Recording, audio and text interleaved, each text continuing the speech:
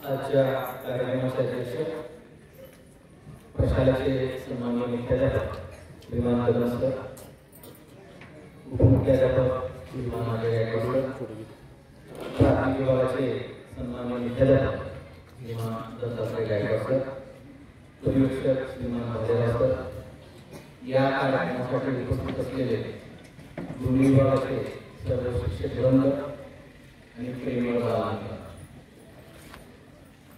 आज आपण महामानव, विश्वरत्न, भारतरत्न, बोधिसत्व अशा अनेक विविध उपाध्यायांना ज्यांचं गौरव करण्यात आलेलं आहे असे डॉक्टर बाबासाहेब आंबेडकर यांची पुण्यतिथी अर्थातच महापरिनिर्वाण दिन साजरा करण्यासाठी या ठिकाणी उपस्थित आहोत। सर्वप्रथम मी बाबासाहेबांच्या चरणी नतमस्तक होतो। त्यांच्या कार्याला, त्यांच्या कर्तृत्वासमोर मी येईन। मित्रांनो, बाबासाहेब जर या भारत देशामध्ये राहिले नसते तर आजच्या देशाची जी स्थिती आहे, जे आपण आहोत या ठिकाणी राहिले नसते। बाबासाहेब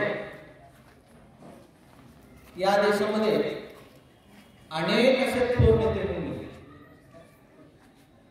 मी अनेक वेळा या मंचावरून सांगितलेलं आहे की कोणताही जो देश आहे त्या देशाची जी ओळख आहे ती त्या दगडमातीवर नसो तर त्या देशात राहणाऱ्या, त्या देशाला नेतृत्व दिलेल्या माणसावर आहे। आपला देश एवढा थोर आहे, हजारो वर्षापासून या देशानं जगाला वेगवेगळ्या मानव जातीच्या कल्याणासाठी वेगळे वेगळे उपदेश देऊन या देशाची जी संस्कृती आहे ती समृद्ध केली। या थोर नेत्यांनी एवढा व्यापक अभ्यास केलेला आहे की सर्वसामान्य लोकांना या जगामध्ये जगण्यासाठी एक मानाचं स्थान निर्माण करण्यासाठी जगातल्या अनेकांनी अहोरात्र प्रयत्न केले। त्यापैकी डॉक्टर बाबासाहेब आंबेडकर अनेक थोर माणसं आपल्या कार्यकर्तृत्वानं या जगामध्ये इतिहास निर्माण केलेला आहे। बाबासाहेब तर म्हणतात की इतिहास म्हणजे काय? इतिहास म्हणजे माणसाच्या बुद्धीचा, शक्तीचा आणि कर्तृत्वाचा अपूर्व असा जो संगम आहे, त्या संगमाला आपण इतिहास म्हणावा असं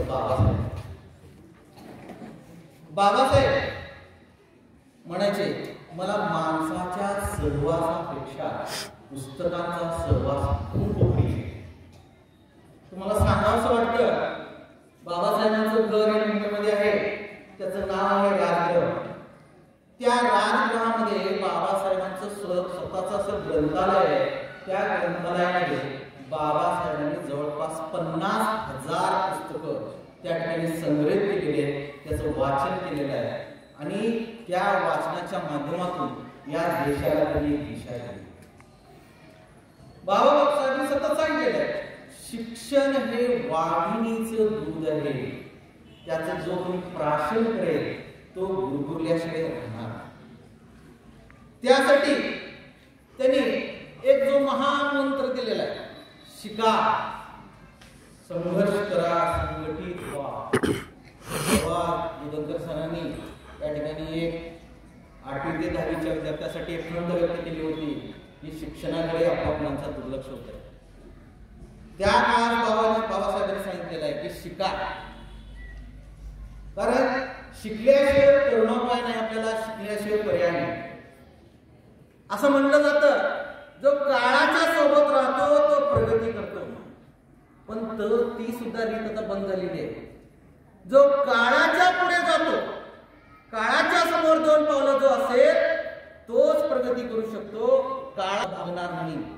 10वीच्या विद्यार्थ्यांनी मी फक्त 10वीचाच अभ्यास केला म्हणजे झाला असं नाही, कारण जगामध्ये अशी स्पर्धा निर्माण झालेली आहे की डिसेंबर पर्यंत 10वीचा अभ्यास पूर्ण करायचा आहे। येत्या जानेवारी पासून जे बाहेरचे जे विद्यार्थी आहेत 11वीचा अभ्यास करत आहेत पुढल्या शिक्षणाची तयारी करत आहेत, मग त्या काळात बाबासाहेबांनी सांगितलेलं आहे, शिका, संघटित व्हा, संघर्ष करा. जर शिकण्यासाठी जर आपण धडपड करत असो, मग संघटित कधी होणार आणि संघर्ष कधी करणार.